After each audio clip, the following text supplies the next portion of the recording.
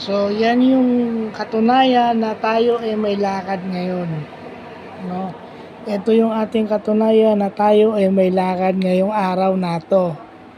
August 1, 2024 to Audibly Hearing Aid Center at Junelta Foundation sa Perpetual Health to coordinate yung mga projects na gagawin dito sa Molino to.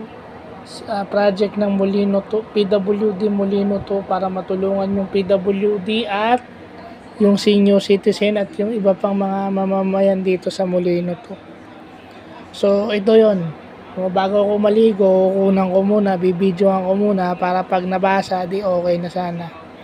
To Sec Genesis, Cap Mike, and to admin team, kay Kuya Deo na team leader, kay Sir Wilfredo Somo, ito po yung letter na sinasabi ko sa inyo. Yun lang po.